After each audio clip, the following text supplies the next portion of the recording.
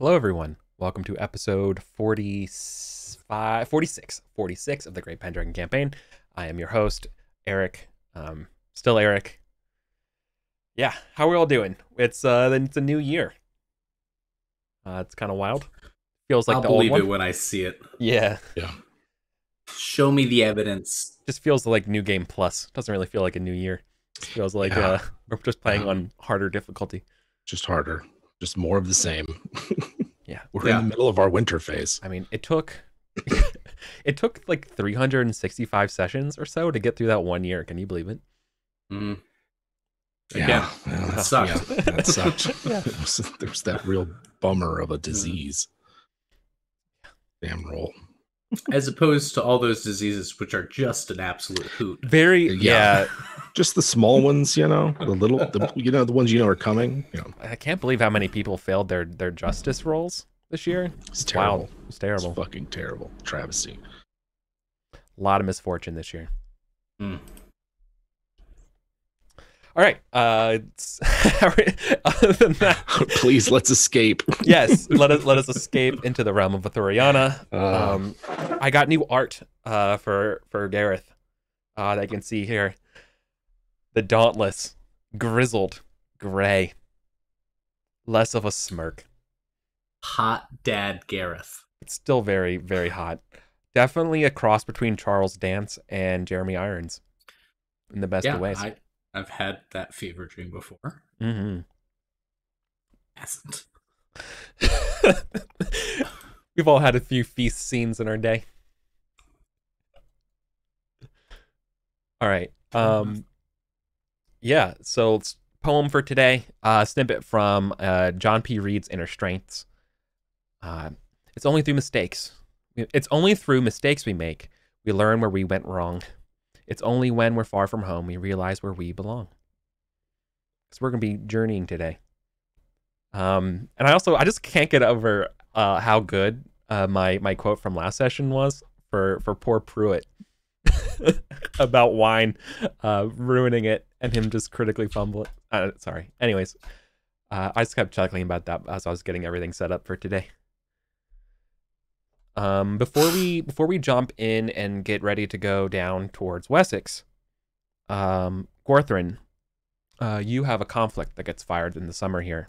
The general sense of unrest following the last year materializes as raiders strike your home.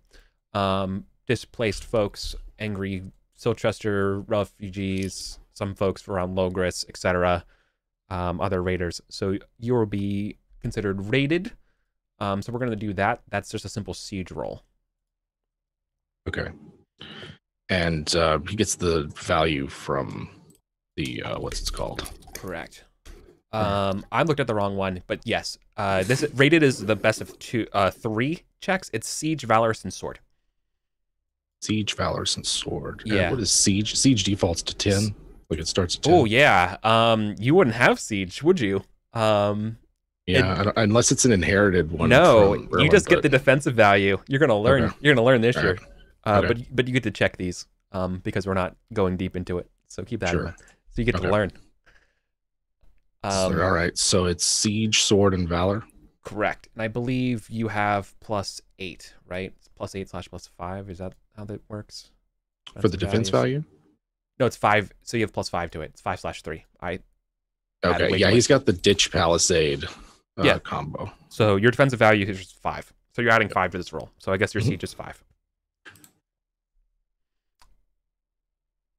Oh my god. Oh, yeah. Hell yeah, it is. Nice. Bandits mean nothing to you. No. But go ahead and you have to do valorous and sword as well. Because Goes 15. Success. And sword. Success. Oh, Wow. all right. Okay. So checks for all of them. You do not accrue any glory, and you not have to roll on the hurt tables. Eat. That is wonderful. The only thing you need to do for me is the general disruption of being raided means that you're going to be rolling like you were like you were bandits, like you succeeded at a bandits test. So you're gonna roll 2d6 and take the lowest of them and add 1 to it. So 2d6, keep lowest plus 1. So that's 3. 4. Yeah, so 4 total. 3 Yep, quarters. and that adds to your misfortune for the year. Okay. So I'm going to go ahead and chuck that in for me in my notes. Calamity 4, but you have the lucky cat, so it's actually just going to be a -1 for this year. Not bad. Awesome. Okay. That's all I had for extraneous events for the summer. Now, Gareth, now Yes. Marshal Salisbury. You're going to be leading a group on a diplomatic mission to Wessex. King Cerdic. Yep.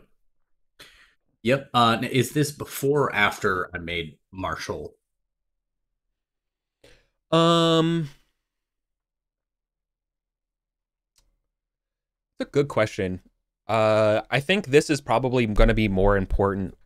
So It probably happened before the scene where I was named Marshall then. yeah, I'm kind of thinking here because like you're kind of being like a chancellor and a marshal, which would be really hard. And So I'm of two minds of it. I On the think- one, yeah, there was probably some urgency. So I can't imagine waiting that long after I got permission. On the other hand, it is perhaps part of the message implicitly being sent if the guy you're negotiating with, who represents the faction just kicked your ass in a battle, is also now the leader of the army of that region. So that it might be a political tactic on Rufus. What's his name? yeah. Rufus, on Rufus' part. And so I don't know if he's that savvy or if that's the message he wants to send. No, he is not that savvy. Okay. But so I then I think probably am not. Yeah. no, but here's the thing: you already agreed to do it like way back before Easter, like before all this happened. Yep. Right. True. So I think maybe it's gonna be one of those situations where other people are bringing it up. It's like, oh, it's gonna be fine. Like Rufus is doing this despite it's fine. Okay. This is being a marshal. Is that if he causes a war, then he's gonna be ready for it. He's gonna be the first one to know about it. Yeah. He's kind of improvising. Because while he knows how to like run a castle, he doesn't know how to run a kingdom, right? He'll learn. Yeah. Okay. It's just managing more people, right? Yeah. So And knowing when to not to manage them. All right. Okay. Sounds Yeah. good to me then. So you're gonna bring around. I mean, for a diplomatic thing like this, you're probably bringing about 5. Like it's a bit like what happens in feasts for Easter. Like you're bringing around like 5+ or so. Are you? So I have a couple other like establishing questions here. Would you recommend bringing some sort of like appeasement / gift kind of situation? Just as a formality thing, or are you like how are you just going to show up instead?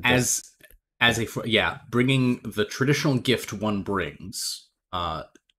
That's how we're positioning it. We're not even paying tribute. No, but we are showing up with a gift because we will be guests, and I'm hoping to be treated as such. Okay. Yeah, I don't want to give them a reason to be on the aggressive already, so I'll bring something. probably like okay, got it. Yeah, I wasn't sure on your what you should say on this message, like how you should treat with them. But yeah, treating them in almost like a neutral diplomatic way, and not in like an antagonizing or hey we just kicked your ass kind of way. As far as Gareth is concerned, this is going to be a negotiation. Yeah, this is going to be a negotiated settlement. Yeah. Okay.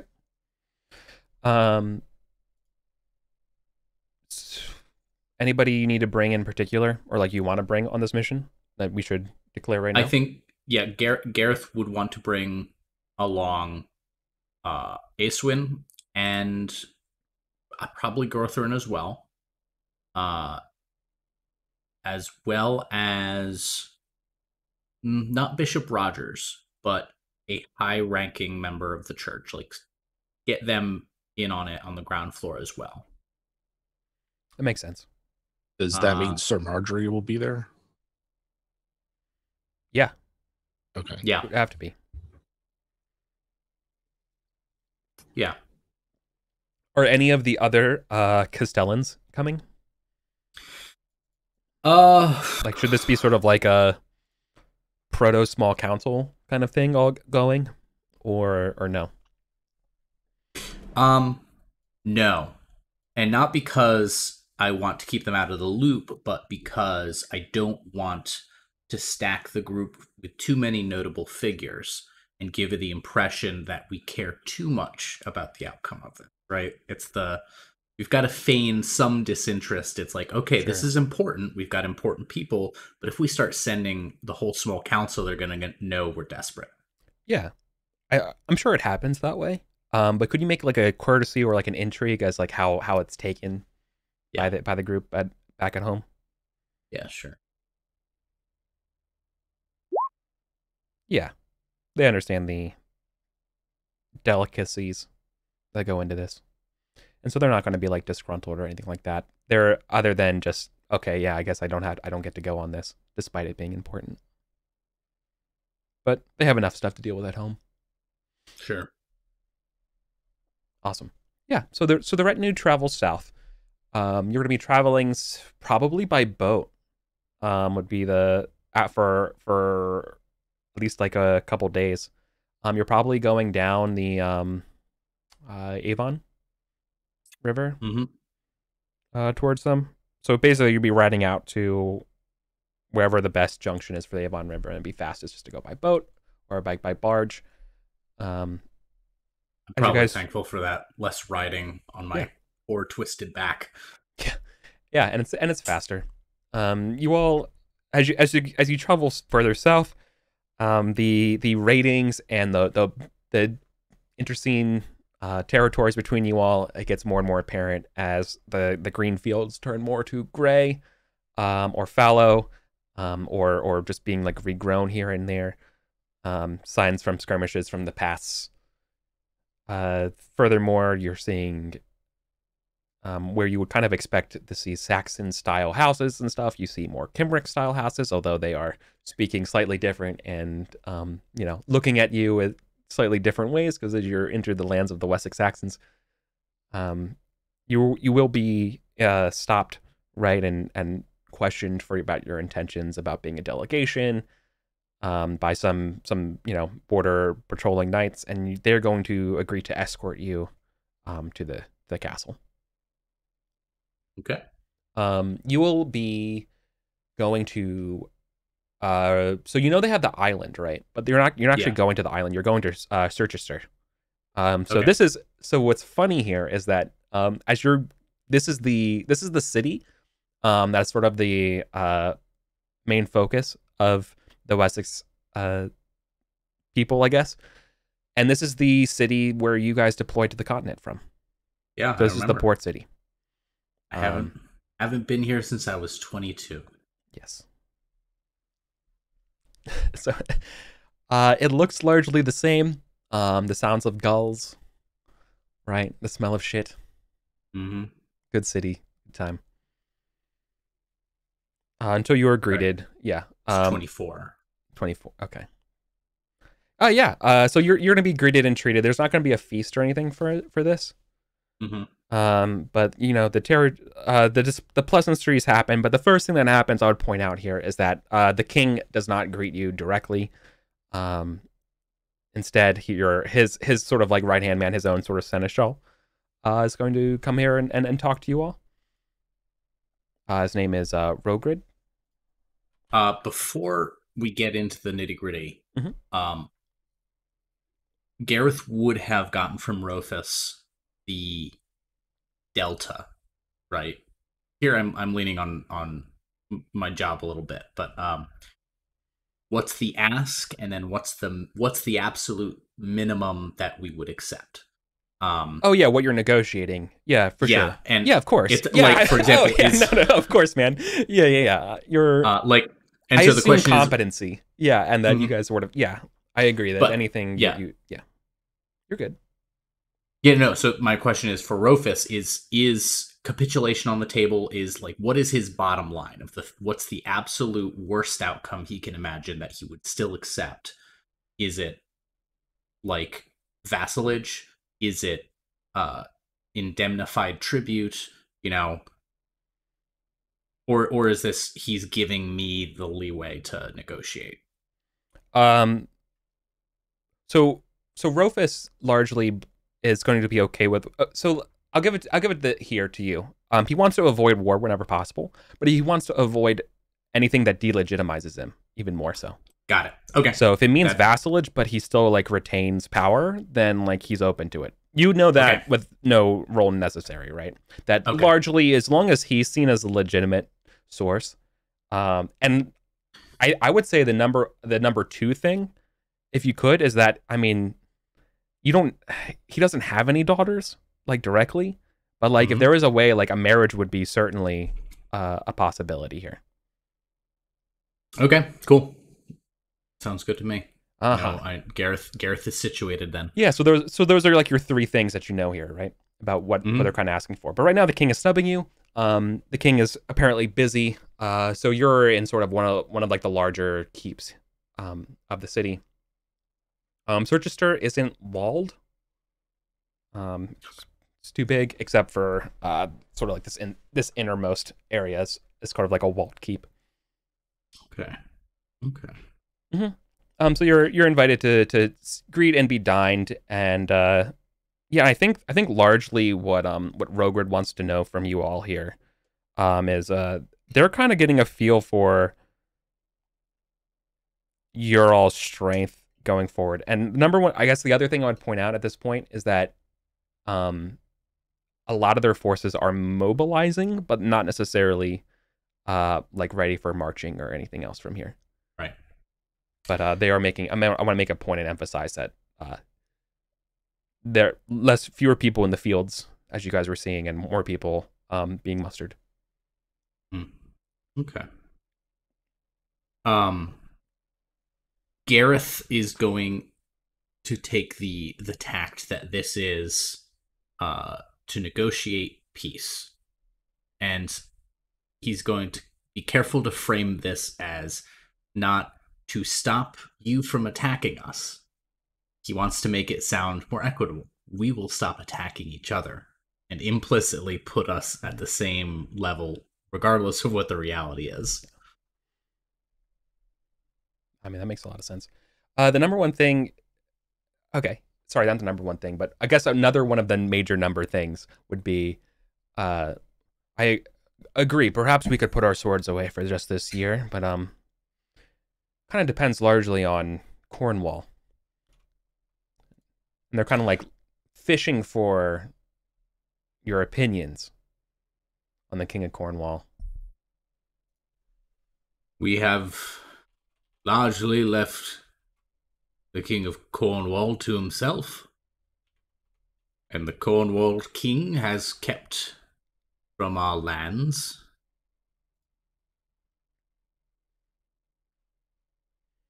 We have no desire to make an enemy where there need not be one. Well, his claiming of Dorset and the agent seems to put him right on your doorstep, right on our respective doorsteps. Hmm.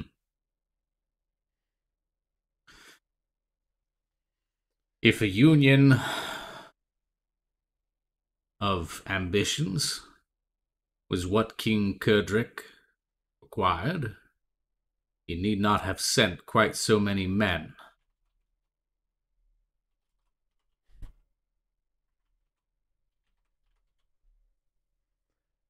Well, I can't speak exactly for my king, but we thought perhaps we could knock you out first and position for some sort of gift or some sort of way to appease the dreaded King Indris. I dare say you may find yourself bloodied for the wolves before you even get to their territory. Clearly. Here, and he's going to offer you all kind of, some food and stuff as you guys are waiting. And this guy's kind of speaking plainly with you, knowing that, like, regardless, he's not making any decisions with you. And it's just kind of getting a sense of, what do you think of the politics at large right now? Yeah. Which is also a good chance for the audience to hear a little bit about how you guys are talking about stuff, and to refresh how it's going right now. The other two Saxon tribes, right? They are dominating their respective spots. Like Sussex, right, is pushing with London. You got the Angles to the north, kind of being blunted. You have King Nanteliod of Astrologus, aka Wales, is kind of like has been fighting with the king, the Duke of Lindsey, and the rest of like Malahut. And you also have like Cornwall coming up here. And so the question here has been, one of these guys is going to buckle, and someone's going to turn pretty quickly. The question is, people are betting on where. And do you think Silchester is going to fall to the Saxons? Do you think that Nanteliod is going to turn on Cornwall? Do you think Nanteliod's going to ally and face the Saxons? Basically, he's kind of asking you, what do you think these kings are going to do compared to Saxons versus each other? Do you think the hatred that's shared between, do you think the hatred of Saxons can unite these kings, or no?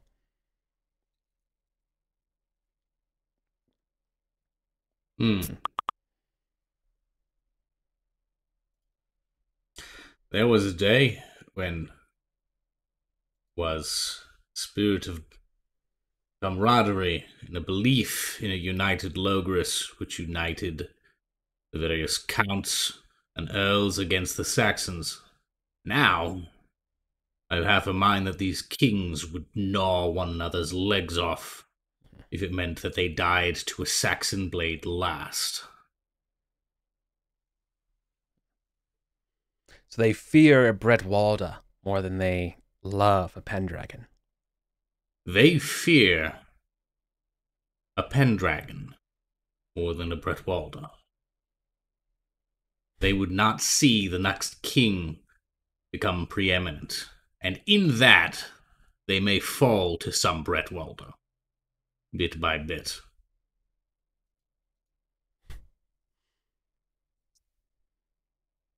Yeah, he studies your words, and then we hear like the sounds of like people kind of go into attention in the other room as you can hear some footsteps as like the herald sort of like will come through the door and say, presenting the King of Wessex, as the doors kind of flies open. And and you can see that there's a busy man wearing a nice kind of like silvery gold crown on his troubled brow, gray fuzzle, like fuzzy beard, as he's talking to his advisors as he comes in, and he says, the envoy from Salisbury. The same.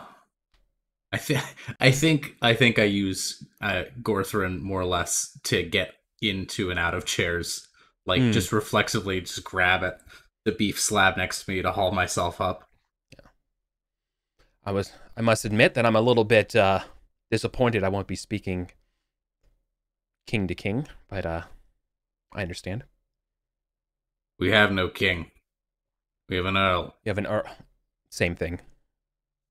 In these times, you declare no loyalties. He's a king in his own right. On the contrary. That's like, he's not like, that's like under his breath, yeah. Yeah, oh, okay. That wasn't as open as you, okay. No. Yeah. Well. Yeah.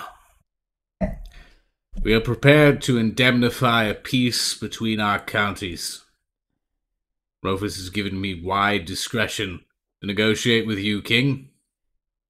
And I think your majesty will find that I am an able enough negotiator that we will be both displeased when we leave the table. That is the mark of a good agreement. Yeah, he laughs about that. He's like, okay, I see why he sent you then. Now, Hmm. have you spoken to the others? Have you spoken to Nanteliad? To Idris? We've not. They ignore us, and we ignore them. Hmm. Well, then, I guess we get to speak first. I'm very curious on what you're going to present to me that's going to guarantee anything between me and you that won't leave you vulnerable to those two. I'm surprised no one has come to you saying that there's someone's going to march towards the Saxons and take everything they want off of Salisbury lands in the process. Hmm. They shall have their own lava stock, I suppose. Oh. Why shouldn't we have a second lava stock? If you think you could afford it, by all means. But Well, we would just sell you off to one of them for protection. I'm You're sure quite the you prize. would. That is why we are so vociferous in our own defense. I offer this. The Earl is without a wife, and there are many in the county who have children that may be persuaded to give up hostage to secure and indemnify a peace between us. It would not be homage, it would not be vassalage, but it would be peace. And I've found Would you present your own peace. children? I am prepared to give you my daughter Glessig, yes. I think at that, Aeswin is maybe surprised to hear. Yeah. Acewin is certainly surprised.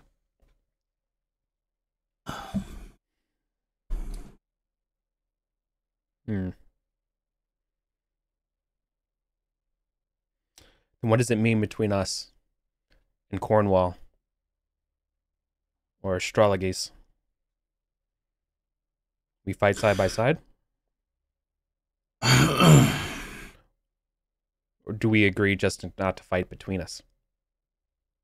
Basically, like the details here. He's like, okay, if we do that, but then what does it mean when someone comes marching here? Are we liable to ride out to like defend you? Like, that's kind of what he's trying to get at, right? Or is this just simply a non-aggression between each other? The fruit of vassalage is protection. If we demand independence, we cannot claim interdependence. That is not to say we would not be amenable to pacts of mutual non-aggression or mutual defense, but they would be separate and apart from our sovereignty. Yeah. Well,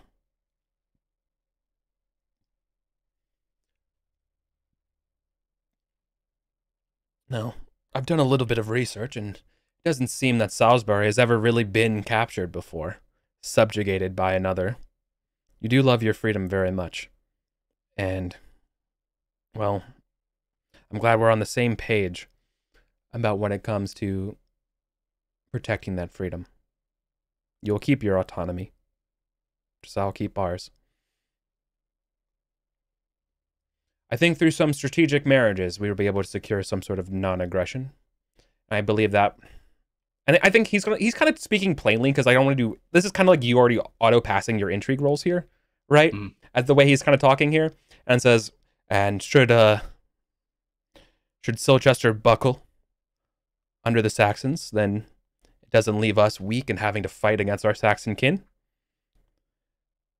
And it doesn't record, and should Malahut buckle, or Duke of Lindsey buckle, or Idris buckle, and then doesn't leave us on the hook against anything about you and you and us.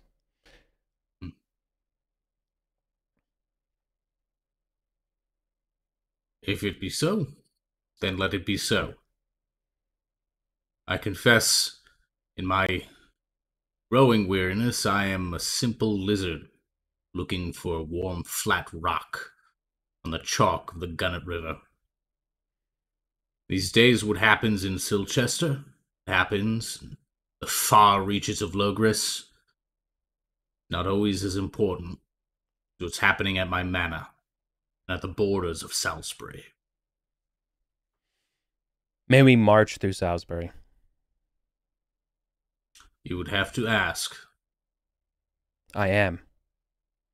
Surely When? you have the authorization of your king, Earl, Name the time and the numbers. this year, This year? To whom? 2000. Love Kamengas.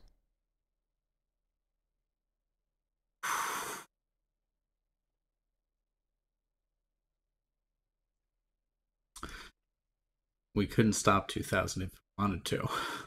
No.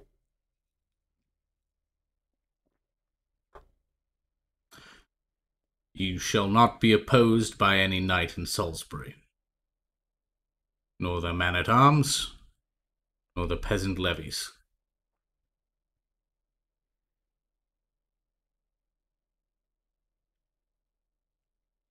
And I believe with our marriages, then we have an agreement. No war. No war. And there's a handshake. And Yep. Oh boy. yeah. Angerod's gonna be real pissed at me. Mm-hmm. Classic is gonna be real A lot pissed of at people me. A lot of people, Peace, yeah. Peace in our time. Yeah, I'm glad you brought this up. And this is something that we never really spoke about before too, but like child gifts is something that absolutely happens. And I was hoping to skirt by on the hostages, right? Having the permanent guest here, but they wanted marriages. They have, because they know they have the better position, and by securing good marriages like that gives them better legitimacy and and better claim titles in the future, and like just expanding their reach. Should you be conquered by anybody, it's like a security deposit. You know what I mean? Like their stuff is still going to be around whoever sits on the throne, right? It's going to be some long sleepless nights choosing which manors to fuck them over with. Yeah, you're gonna be riding out to them and being like, give us your 8-year-olds, and they're gonna have to do it. Feudalism sucks. Yeah, this is rough. This is real rough. Yeah. This isn't like 100 kids or anything like that. Just perspective wise, it's probably going to be about like a dozen or so, right? But they're also from powerful families, as like sort of the thing, though. That's the problem, is that you don't need a lot because each of those kids is individually very valuable. Yeah. But in exchange, though, they're to be wed, right? And will be taken care of. That's true. That's how I'm going to try and spin it. It's be like, hey, here's the good news. I secured some marriages for your sons and daughters. It's really good news if you think about it. Yeah. You don't have to worry about it. God. Gorthrin. If you wanted to, I think I would say anybody for this year, if you wanted to roll on the marriage table, we would allow for like a Saxon marriage of a relatively higher rank than like a normal roll, if you're interested in it. Considering this sort of how this is going, right? Yeah, I was sort of, well, I mean, like a Saxon princess is kind of on the table. Okay. Is there like or like an eld, I guess. Right. Is Gorthrin like Eighthling? I don't know what it's called. When is he going to get knighted? He's 19 in 505. Yeah, 2 years. Okay. So is he allowed to get married before he can be knighted? Yeah. But it would be up to your liege. Yeah, and you don't have a liege until you're knighted. Yeah, but in general, until you're enfeoffed. In general, yeah. So and you're already enfeoffed, so yeah, it would. Your enfeoffment bonds would mean that it's up to your, and because you're not like a full knight, means it's up to your liege. It's sort of how I kind of got there. Okay, so Rufus in this for now. Okay, yeah. I mean, but like you would be like the kind of person they would be looking for. Yeah, right? I think I had planned on having him be a bachelor for a while, but this changes things. I'd be open to it. Okay. So something we could consider in the winter Look, phase. Gorthrin can still act like a bachelor once he's married. He will. Like, Yeah. He will. That's what's going to happen. Yeah. yeah. Whether or not he was going to escape consequences. is Yeah. another matter. I mean, Lady Whistledown's going to have a lot to say about him. Hey, you also watch Bridgerton. Topical. Very topical. Are there any widows along the Bourne? There are a lot of widows. There are a lot of widows all over Salisbury. We rolled for a bunch, remember? For bread, that's Yeah. true. No, that's a good point. I'm almost certainly they would be being married to prominent Wessex folks, I guess. See, the in fact, tricky... yeah. Go ahead. I was going to say, just in fact, the brokering of marriages is probably the big thing that's happening this year that we're not like spending a lot of spotlighting on. But this is exactly what you do to not be invaded right now. Yeah. Right. You have to present X number to so and so. This is, hey, don't invade me. You know, Y to Idris for, hey, don't invade me. Yeah. As you kind of just give up your autonomy, little piecemeal by piecemeal. Yeah. A generation later, it's all Saxons. Yeah. Well, you got to deal with King Idris, Cornwall, and yeah. So Silchester's going to get attacked this year. So here's the thing. It's like Here's 12 the miles thing. from Childerton. Mm-hmm. It's 12 miles from Childerton. Yeah. Feels bad. Feels real bad. And like we said they could march through. We didn't say that we wouldn't warn Silchester, but that feels like a dishonorable move. Yeah. That is some weasel shit that I'm not going to do. Wow. Yeah. And they'd have to come up the main road. So they're watching at least around Sarum. Crossing at Allington. Is what it looks like along the main road. Yeah. Yeah, if we're looking at the map, yeah. Unless they're attacking from some other direction. No.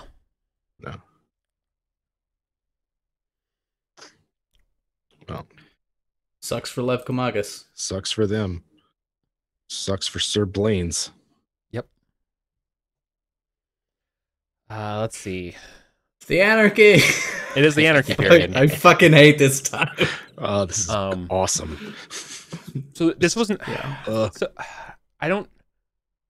I'm really biting my teeth right now. I'm grinding them down, thinking whether or not I should tell you something that you may or may know or not. So it's a little bit difficult. So, but I trust you all as players here to know whether or not you would know this information. Okay.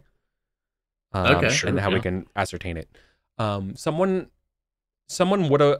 I don't think they sent a delegation to you this year. It would have been King Nanteliod of Escavalon. Again, like they're the blue line on the giant map. Let me show you. Yep. There you go. They have made a deal with Silchester about marching to help and rebuff some of the Saxons this year.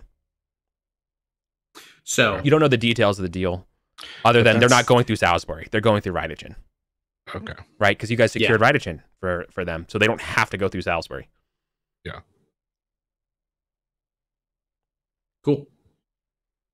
Yep. All right. Okay. Yeah. I mean, I think it's going to be some awkward dinners next time we have a Silchester person over, but I don't think we did that. This is particularly onerous. Yeah, like we have escaped so much so far in the Anarchy, nearly 10 And you years. continue. You can't keep getting away with it. No, you you are can't. right So now. at some point, there's going to be some shit that goes down on the Salisbury Plain. Well, you guys, I mean, it's a little bit happened last year, but yeah. So blue dudes here, they're cutting across Rydachin to do this. Yeah. Whether or not you know that or not is the question that I'm addressing for you all. It's possible you would have found out maybe something like Sir Blaine's would have maybe mentioned something about hinting at an agreement with them during Easter as a guest. But basically, these guys are coming up this way. Yeah, they're trying to collapse Silchester all in and one so go. so the thing that I'm like chewing on right now is, do you know this storm, these fronts that are going through? Like, do you know about this other one, or is this going to be a surprise? And that's something I wasn't sure how to address, so I thought I'd just Well, make it. if I'm being honest, question. as a player, none of this is like unexpected. Yeah. The details obviously are not always clear, but we've known for a while that Silchester is on all fronts getting hammered. Mhm. And I'm honestly a little surprised it took him this long to coordinate a single hammer blow between them. Well, yeah, and kind of what happened right this year that you don't know about, there's no reason why you would know about it, is Pendragon. What happened to the Duke of Pendragon and what he's doing. Okay. Yeah, and because basically anything north of Rydachin, it's it's like, how would you... Yeah, it's like a big... Yeah, right? But basically, Pendragon and Lindsay are kind of like not doing anything right now. Mhm. And Camelliard, so like this whole area is sort of like peacetime, which means all of those blue forces get to go the other way. Gotcha. Okay, so it's like the like Escavalon and the Wessex are teaming up. Does I understand that? No, they're not teaming up. They are third partying. Gotcha. Yeah. Sorry, Wessex is third partying. Silchester plus Escavalon are, so basically Ulfius plus Nanteliad are agreeing to fight against the Saxons this year. Gotcha. Okay, that's what I was clearing up. Okay. You were not asked to join this because you guys just got devastated. Sure. Yeah. Why would they? Yeah. What's up with Somerset? And so it's for that reason that, again, this is a shitty thing to do, but in a grander scheme, I don't think anyone in Silchester is gonna hold that long a grudge, because it's like, we just got fucked up. If we put up a fight, right, we would be a speed bump on their way to Levkomagus. Yeah, certainly. And you guys aren't that valuable in the first place. Yeah, right. Yeah. When you're a couple hundred knights on a good day. Yeah, right. When he was like, "You're valuable," I was like, "Man, stop buttering my biscuit. I know what we are." Yeah. Well, you're a little jewel to give to somebody, right? Like we're not. Yeah. That's all. That's all. The best thing you are is you're a wedding gift, right? You're worth a non-aggression pact. That's your value, Salisbury. Yeah. I was prepared to give more than that, because I think ultimately Salisbury's independence is our most valuable thing. It means that the longer we're not burdened by top-down mandates from a king or someone saying, "Hey, you have to do this. Hey, come to St. Albans," right? The longer we're without that, the better off Salisbury is going to be, and the better that they can prepare for the next wave of shit. Yeah, so you guys are doing okay. Yep. Despite what we really need is our own king. That's the thing. And that's the thing that Gareth is holding on to, is this notion of like, we can't be the little fish forever. And I would rather we have our own big fish than get caught up in it by another big fish, right? The outside big fish, fuck them. Okay. Now, here comes the fun part. As you guys are finishing up this agreement, another guest or group of guests arrive. And it's Sir Brastius and his mercenaries. So Brastius we have not seen in like 15 years. Forever. But he is just as... I think literally the last time you saw him was when you were on trial, maybe? Yeah. Right? Or, yeah. No, maybe he was the one who accused us, wasn't he? Yeah, he literally was one. Yeah, he was the one. So, there's a lot of looks here. But yeah, so his forces are here to discuss some things. And the king's was like, well, now, if you don't mind me, I have some other guests I must entertain. Us.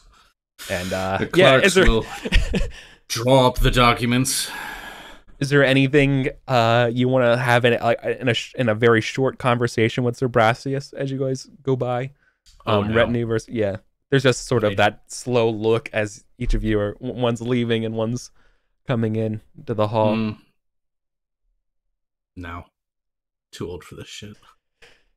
That's the thing. Is like Brastius has kept himself up, despite you all being worn down. Brastius he does not look weathered. Son of a bitch. Yeah, if anything, I would like to present the moment of there could have been a time that maybe Brastius had what it took to be a Pendragon, but he never did because he's just like the perfect right hand man kind of guy. Yeah. And he's the perfect lieutenant and never the captain. Yep. Right. And yeah, so he was always kind of waiting, but hey, it's the Anarchy. He's got bills to pay. I think as we're sort of limping out, Gareth is going to prod Gorthrin about what Gorthrin thinks of the agreement that's just been made. Cool. Because I was going to say, I think Acewin also wants to talk to you about that topic as you guys are leaving. But Gareth is not addressing Acewin very pointedly. Acewin has nearly bit her tongue in half. Okay. But yeah, Gorthrin and Gareth. Well, I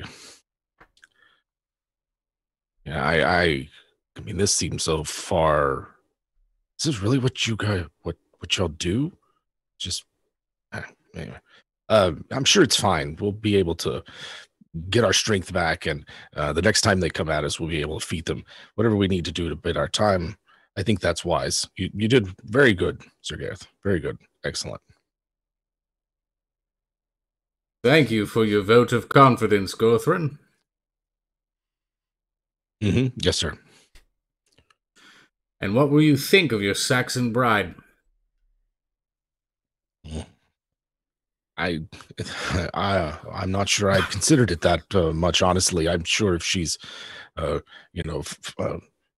pleasant to be around. I have honestly had not considered any of these things when we set out. I'm sure your father told you about the time I visited the Saxons. Yes, he did mention it that 1 year. The women are broad, coarse, not unlike a boar, pronounced and admirable shanks. I think I'm just gonna start painting a lurid and unpleasant picture for Gorthrin of trying to get him uncomfortable. It is their custom on the wedding night for the wife to hoist the husband on their shoulder and parade him naked around the square. And all of the peasants slap at his family jewels like a piñata. Is that true? It's looking around at all the other set. Surely not every man here, right? Is it? Surely not. Absolutely true. Absolutely true, Gordon. To be honest, I had quite looked forward to it. I find the girls that I've seen around here quite fetching. He's trying to keep as much of this in. He doesn't want to fuck this up. I'm sure, Gorthrin. It's why is this guy talking to me? I'm sure they shall find the Rock of Chalderton very pleasing. Thank you. He's yeah. good. He's. I think Gareth. I think at some point it breaks, and he's just. He's too old for this shit. Just fucking with you. Yeah. Gorthrin's had his eye on all the fair lads and lasses around here. I was just making a joke how those are smash your balls like a piñata is verbatim from Geoffrey of Monmouth's Historium Reginum Britannium. Yep. That's exactly what As I was saying it, I was like, they don't have piñatas, Colin. What are you talking about? This is nonsense. Yeah. That's the YouTube comments are going to be rough about that one. Excuse me, we didn't know what piñata is. Piñata. The Iberian Peninsula. Come on. Anyways, yeah. Okay. Yeah, so you guys have a lot to deal with. I don't think you have a good relation. I don't think you have a bad relationship, but I don't think you have a good relationship with Gorthrin's liege as well, Melangel. I mean, you kind of do. The only thing we ever saw of Melangel was that one Earl stop the blood feud. Archery? I'm sorry, Marjorie. I got the M's mixed Oh up. yeah, Yeah, yeah. Marjorie. No. So Who does Marjorie. that? Yeah. Um, Marjorie That's isn't. So Gareth, may I speak freely to you now that we are outside? Whenever people ask that, they usually go on to speak freely anyway, so I welcome it. Good. I know this wasn't an easy decision, but I can't help but think you completely fucked us. Well, I look forward to hearing that 20 more times before next Easter.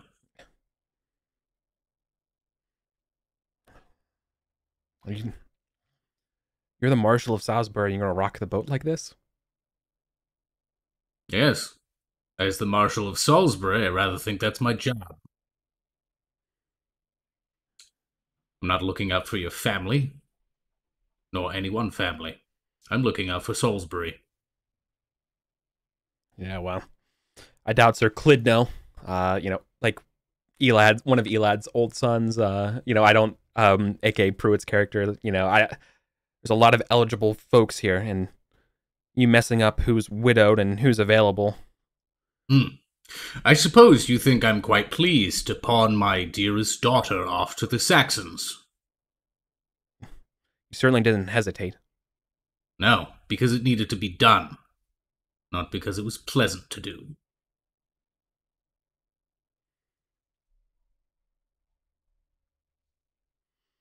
I would not have asked anyone in Salisbury to do what I was not willing to do.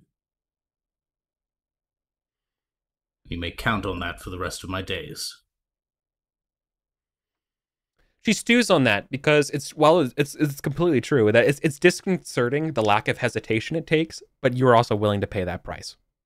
Yeah, right. There was no way I was going to peddle this without offering Glessic up as well. And I think as much as Gareth is presenting outwardly this confidence, I think he is internally devastated with this. Well, this is not what he wanted.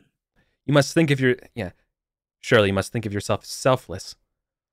But I know these knights just as well as you. And there's not many selfless knights left in Salisbury. How many will agree to this?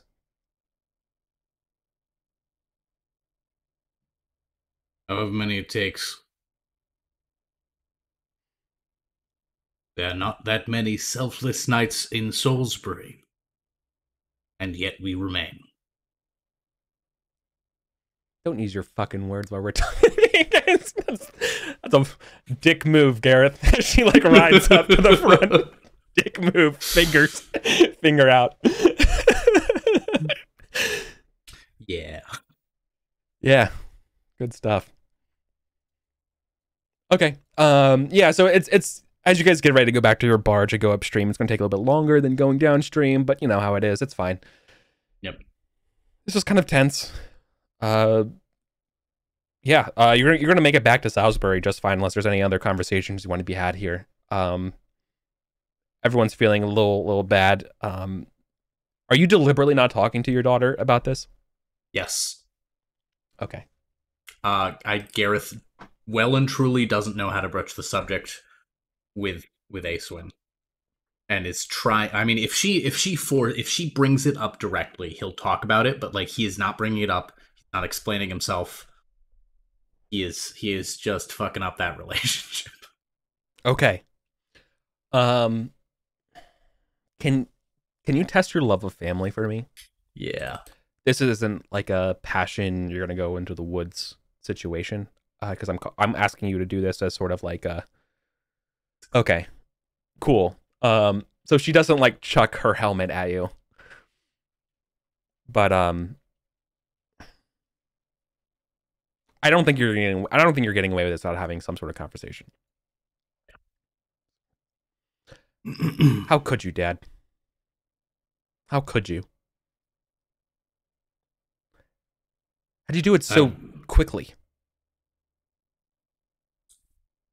One does not think of proper sword thrust when an opponent shows an opening.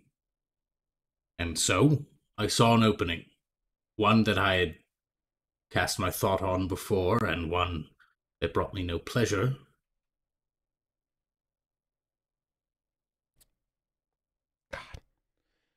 You find as you grow older.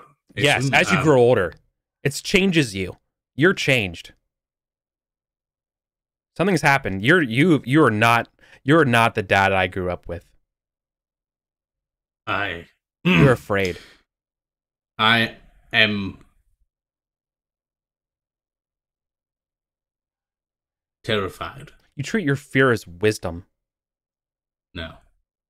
I've never claimed to be wise, only clever. And you would do well to get a little bit more clever, Aeswin. My rebellious Saxon daughter. My little Saxon. Yes. Always kicking shins and yelling and waving her sword around. Well, that's all well and good. But there's a bit more to life than that. Well, you discount the 50 knights that are willing to lay down their lives for Salisbury. I discount not a single one of them. We're not given the chance to fight. We'll fight again. We'll take on all comers. You will fight again, but you will not fight now.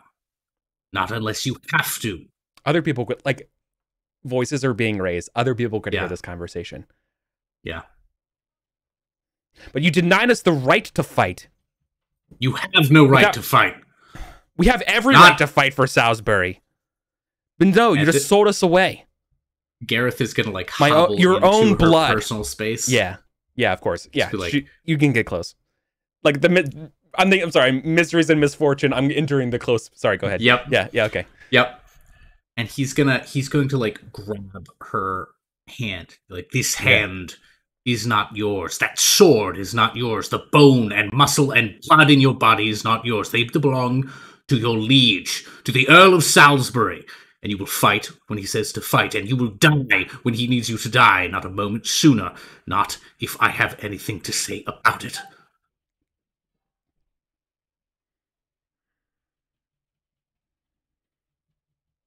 I remember. May I be dismissed? Get out. Turns tail curtly. Just throws smashes the table. Tent open. Yeah. Just knock something over. It's American Chopper meme, just the whole thing. Yeah. Okay. Not great. Nope, that could have gone better. It could have gone better.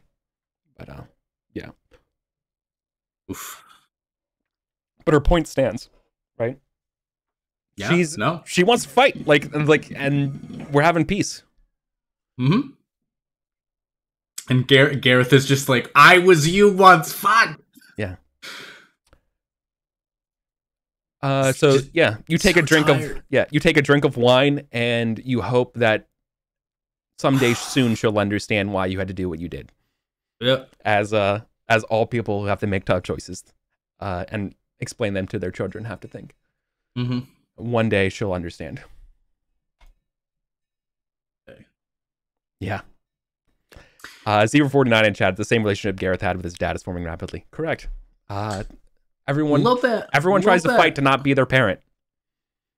Yeah, we talked about this very early on, that there's this beautiful aspect to Pendragon where you get to like spend half your character development also developing your next character. Yeah.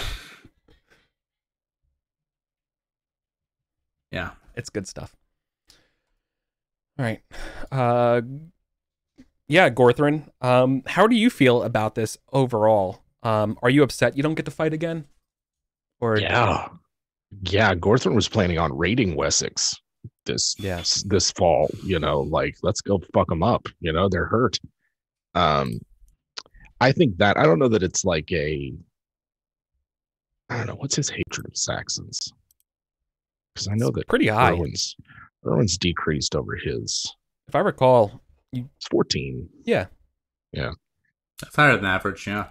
Yeah. I mean, I think he still bears that grudge. It's still too soon after like the 480s. You know, that's still within like living memory. Those times. You know. Your dad died to them, dude. Like, what are you talking about? There's that. His granddad did. Yeah. It's like they, yeah. He does. Yeah, I would love to go fight them. They deserve to. I don't care how many houses. I hate you. Right. I don't care how many houses or whatever they, they build it look like ours, or how many times they bow in church, Yeah. whatever, like that. But the thought of marrying like at this, so here's the thing that I like in the description of Saxon women that Gareth gives. Well, in my mind, it's like those all seem like positive traits to Gorthrin, right? Like that's true. When I was describing like a massive, long shanked woman, it's right? like, You mean like a boar? Like boars are really strong and mighty beasts. Yeah. You have a type? So, yeah. Yeah, I think for him that it's intriguing, right? It's sort of an exoticized kind of like, oh, they're Saxons, are they? But yeah, he's trying to not like explode all, and rage out at Gareth, but he'd rather we fight. Gorthrin has a lot more self-control than Acewin. Nice. Well, he's had to be page in the church in Sarum kind of thing, to keep his shit together. All right. As you guys return and we enter fall of the year, another event happens for our pal Gorthrin. Oh. You have earned the labor of some builders. As we go into winter, you may build 2 things this year at no extra cost or chance of failure. Oh shit! So maybe, yeah. I think this would be the people who are like repairing your stuff when they're raiding or whatever, and they're here, and they turns out to be really good. And I guess like you're hired, or like I guess like your steward of the time, or somebody like makes a deal or whatever, and they tell you as you come here. Sweet. Okay, so that was built at no 2 at no extra cost. Yeah, like you don't have to pay for the builders or anything like that. Just these builders will be willing to build 2 things this year. That extra thing is not at the 1.5, and they have 0 chance of failure. Okay. Excellent. All right. Well, sorry, Colin, you should have rolled better on this year's events. Just keep fucking dunking on me. I love it. Hey, the good news though is that you didn't get a calamity. Oh, thank Christ. But you also didn't get a conflict or anything. So. Oh well. This was your lucky event for the year. Neat. Nice work. Yeah. All right. So that will. Is there anything else that we want to do this year other than Winter Phase? Because that kind of concludes. I guess that's not true. The aftermath of the war you would probably hear about. So let me talk about that for a second. Yeah. That I am curious. Yeah. There was that. I know that Gorthron wanted to do something with his new friend, but like hunting with certain anyway. Oh yeah, sure. That's about it. Definitely. Okay. Just check hunting then for as sort of like, hey, I'm spending my time hunting with my friend. Yeah. Okay, so the Battle of Lovecamagus happens. And Wessex gets outmaneuvered by King Nateliad. Both people slip away. There's no like notable deaths or anything like that. Although Wessex has to march back down in defeat. Nice. Sussex remains to another day as Nateliad marches north after fighting at Lovecamagus. It's called the Battle of Royston, which happens further north near the near Lonazur, Lumbar, like basically Hertford, like kind of around St. Albans actually.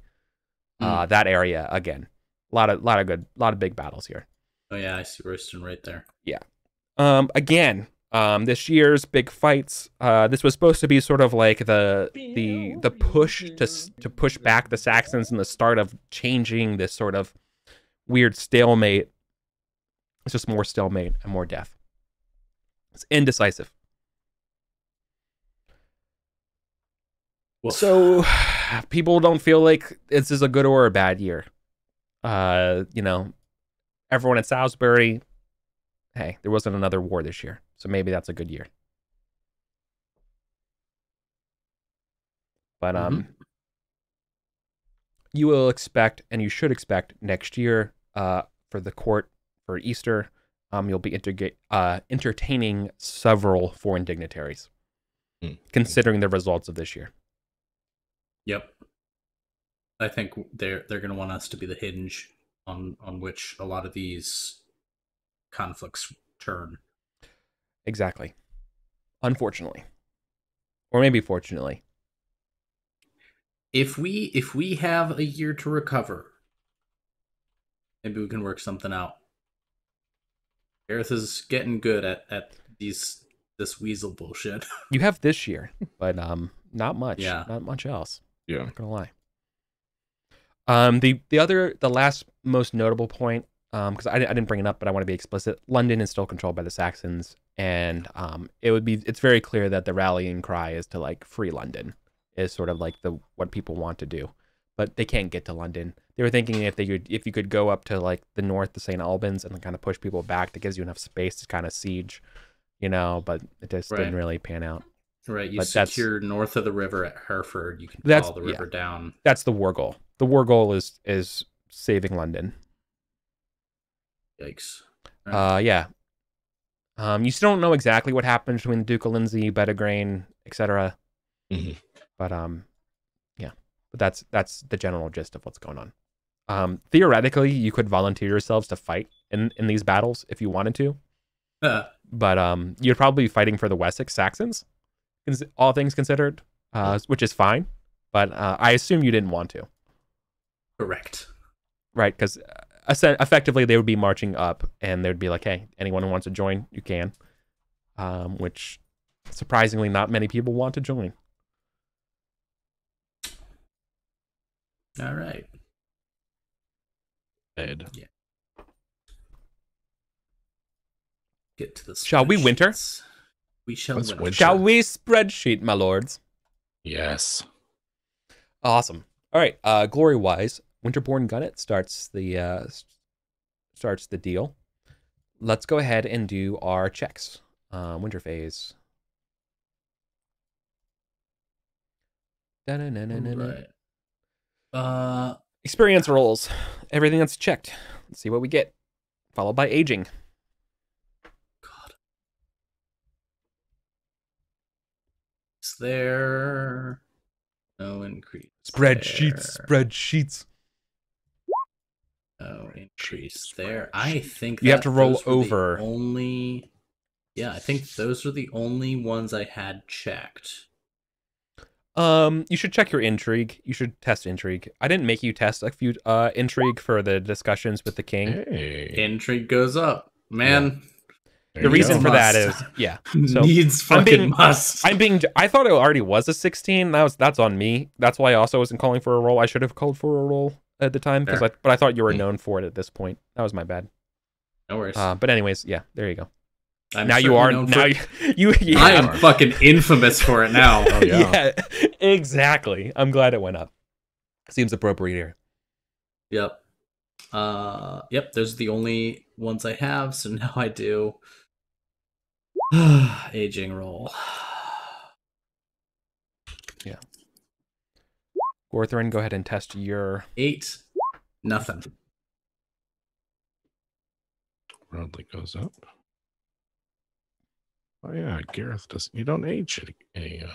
No, you don't get to do aging. No. Emotionally, I've aged. Shit. Oh, Holy shit! What happened there? Oh no, that's the raid. that's from the raid. Yeah. Yeah, because you didn't know shit about sieges. He didn't know Right? shit about them. He didn't know. He was never in Childerton when all of them started happening. Yeah. Right. Gorthrin. This is going to get you in trouble with this 18 valors. Man, I cannot wait to see where Gorthrin goes. He's a different character than Erwin, and I love it. I love it. Sir, we should hide behind our defenses. I agree. We should ride out. Right? Erwin, from the first session, you described him as like siege goes up. the guy standing off the shoulder, like. Mm-hmm. But no, Gorthrin's up front. It's He's greater front. than, He's the right? hype man. It's greater yeah. than. Okay. We'll keep paying the cost for that trainer though. Earn him his check every year. Yeah. Smart. All right, those are all mine. All right. That mace is going to pay off. That extra Yeah. D6, man, that's Yeah, good stuff.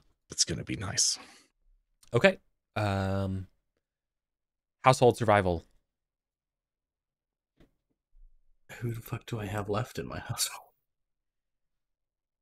Yvain? Engarad. Yeah. Yeah, Ingrad. Yvain. They're fine. Oh no, my uncle is Fine. dead. I think Oh, is he 65? he might be. Hold on, Winterborn gonna do. Uh, Gwellis was born in 435. Yeah, he's dead. Ooh. He dead. Yeah, he is 67. Nope. All right, your uncle's died this year. All right, I have officially. I'm down to a single household knight. I think I need to start recruiting household knights again. I've Yep. run out. Out. Well, Oof. yeah. Your children need to get married. Okay. Well, Glessic is certainly gonna. Yeah, true. All right. God, So what a game. What a game. I'm pretty much just rolling for Lady Grade, right? Because she's still children's steward. She's got I mean, are you no- paying for her to be your steward? Well, I imagine she's. she lives on the widow's portion, right? There's a third of it that is hers. Yeah, yeah. That's. I mean, I will. I'm wondering if she's at in Amesbury instead. Yeah. But Well, I there's leave it still up to you. It's your Taryn discretion. is still there, right? Taryn is Mhm. only what, 4 now?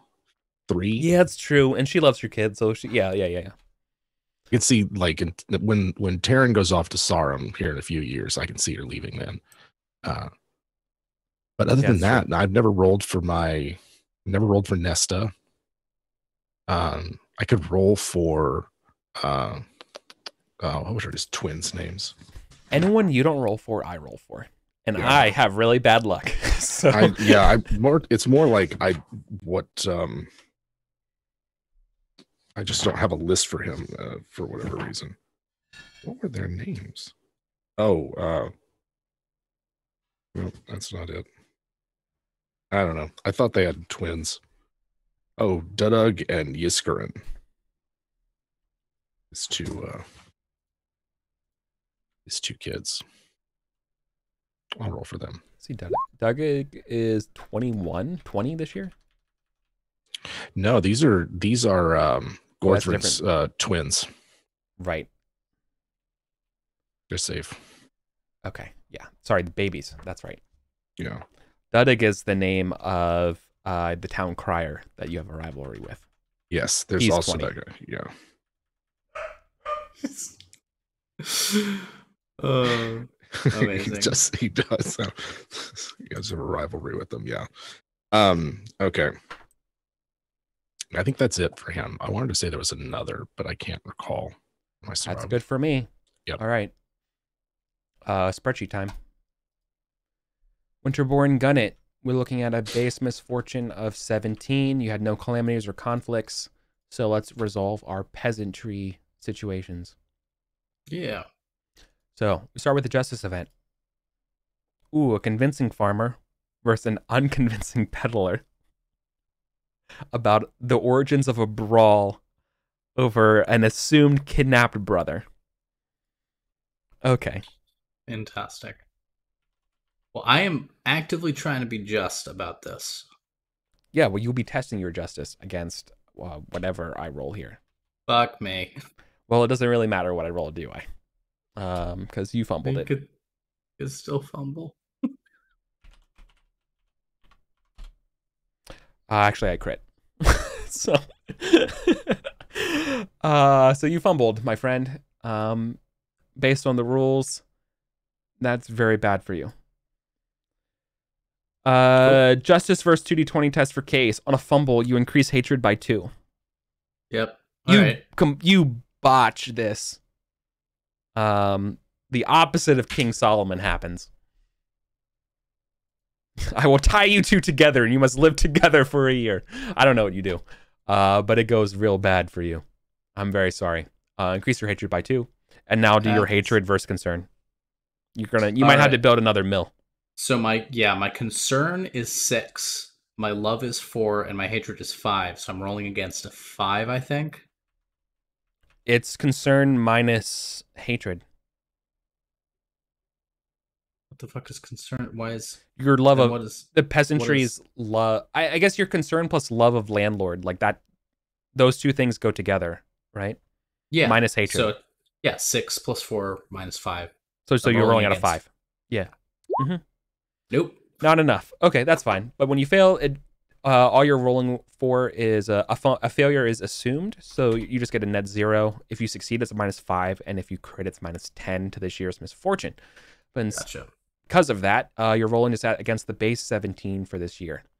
Gorthrin, you will be rolling similarly. Let me do your justice event, but you're rolling against a 16 because of the raid. But your lucky cat is keeping you at those base numbers. Let me roll your justice event, and then we'll roll these stewardship tests together. Yeah.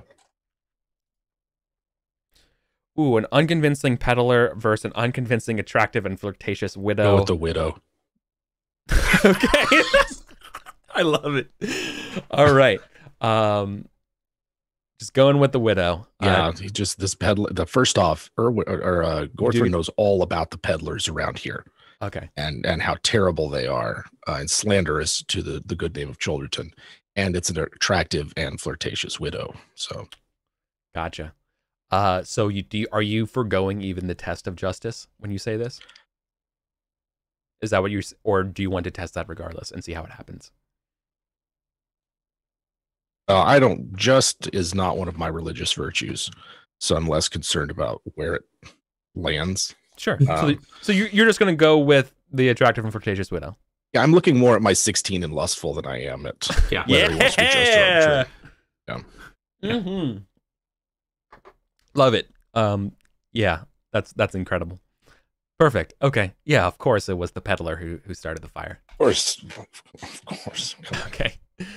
Perfect. You know, I'll be the lord around here soon. So, yep. You don't have to test your stuff to rather about your hatred. But you do have to test your concern for your commoners. Yes. Yeah, I think I got that. Okay. Yeah, it's this 0. is the factor that determines whether or not your misfortune goes up or down. If it's net 0. Yeah, because we decided like that. Oh, then just has. Then just roll a d20 and hopefully you don't get a 20. There you go. Okay, so it's a 0. Yeah.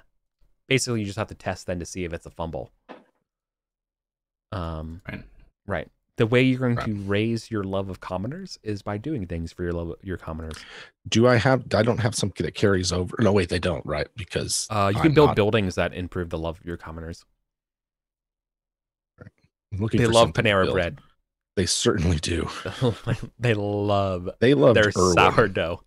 I think his bonus was to to get the commoners back on my side. I'm just going to execute the miller every year, and I think that'll do it. New year, Manor new face. miller. New year, new. It's Miller time. Oh God. These are niche fucking jokes. These are extremely. So we're not paying tribute this year. We set the test our misfortune tests. So let's do gun it first by virtue of you having the more glory. So it's against a 17. Stewardship versus misfortune. All right, you steward, you better fucking. All right. Ooh, we literally tied. Ooh. On the economic calculator, on an actual tie, it creates a error. No. On a win on a tie, it's a regular. On a lose, it's meager. But I don't know what happens when it's a legit tie versus tie. Reroll to see which side wins the tie. Yeah, we could either roll it off that way. Like just flip a coin. You want to roll? I roll a d6 and call. Do you want to do high or low?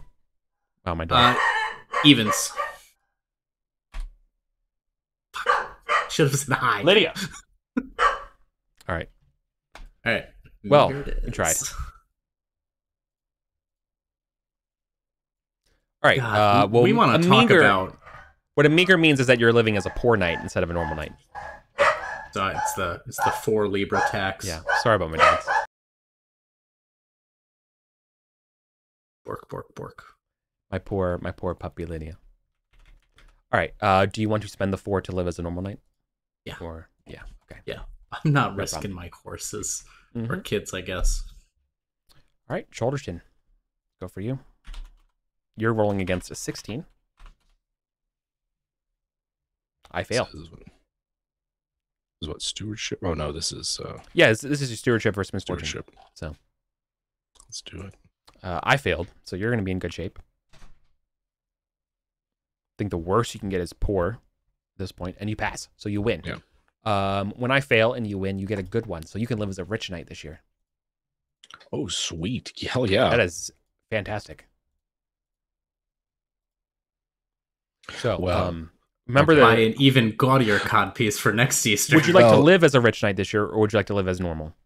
I think we said last winter phase that as long as Lady Grade was still steward here before like Yeah. Orthrin formally takes over, that she'd probably manage it the same way. I'm thinking normal.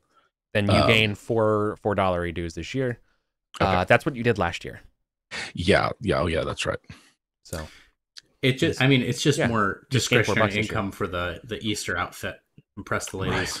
yeah, I'm spending the 4 on Saxon Run. silks anyways. Awesome. All right. So go back to Winterborn Gunnet.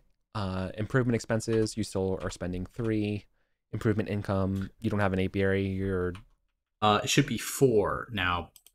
I have oh yeah, you constructed the field. I've No, wait, no. Dovecote, the tower, the Oathstone, and my steward. But your steward generates money. No, he costs money. Oh, it costs money. Gotcha. Okay. Yeah. But now that I have, I'm doing the Oathstone upkeep now. So Oh, right. And then that's right. So the improvement expense is 4. Improvement income is base of 3. You don't have to roll for Yeah. anything that you have for income. Other manorial income is 3. Yeah, because you don't. All your manors that are in fief to you are fine, right? You're not like Yeah. missing knights or anything. Okay. well, I don't. Well, I haven't replaced Aiden. Is the only one. Oh, yeah, no. So you would not be getting 3. You'd be getting 2. Yeah. You need it. Yeah, like I said, I need to replenish my fucking state. Shit. Okay. Miscellaneous income. So anything from rating and stuff like that. Industry, Yes, industry as well. spouse industry. Yeah, there's not a fucking chance. They're so bad at tapestries. Come on, Angeron! I just want to ride. All right. So then you're just getting your normal base 1 of like just your general if you had 1 manor.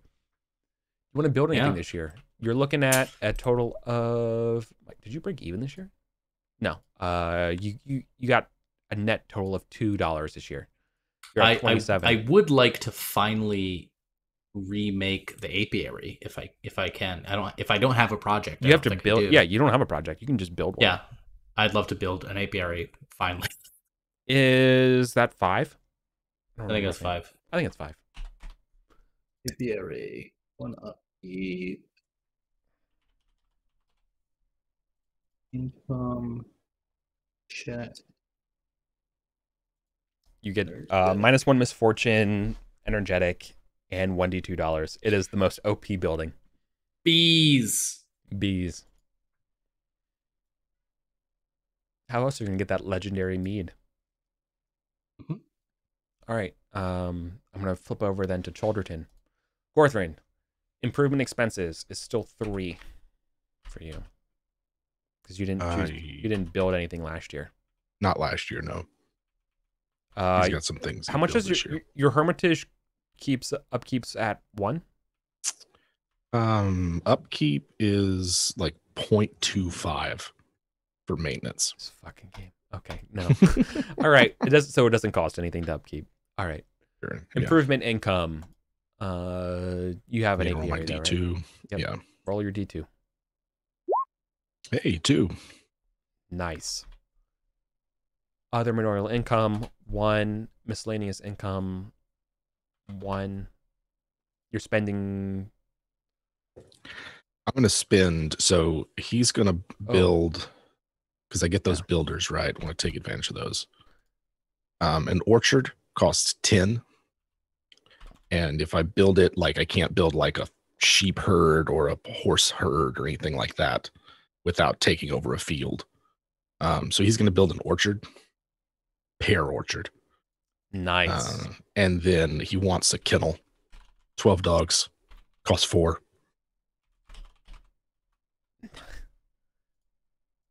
Apparently there's a penalty to hunting where if you don't hunt with dogs, you're at a -5. I did not know that. Yeah. Um, Man, you are building an orchard in the Anarchy period. What a flex. But yeah, he's just gonna be like, "Yep, I love it. Come on over here. Come get these pears." Colin, I forgot to note, I had it on the wrong sheet, but you're spending an additional $2 this year from last session, where you're hiring on or you gave money to a friend of your father. Yep, for next 6. No. Yeah. I believe I had a note that I was supposed to like expand on that for you this year about like some stories about your dad. Yeah. And we can assume. Oh, well, a takeaway that I wanted to point out here is that his name is Sir Caradoc of Piton. Mm-hmm. And Sir Caradoc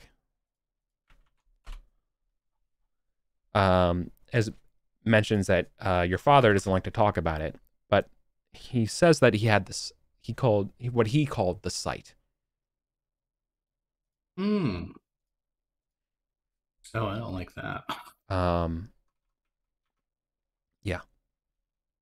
That's okay. Interesting. It's all you know. Now I'll give you a little bit more. It says that he would have bad dreams, and this was something that he said that his grandfather had. So your great grandfather had. Well, at least I know what I've been getting on then. Yeah. Right. No, you do not have the sight. Yeah, but I've been having shitty dreams. True. So, just from a dramatic irony perspective, no, you do not have the sight. Now, it remains to be shown whether Glessig or Acewin has the sight, though, as children. If it does it like skip a generation. But apparently, he was saying he knew he was going to die. Is sort of like the thing. All right. Good stuff. So cool stuff to explore.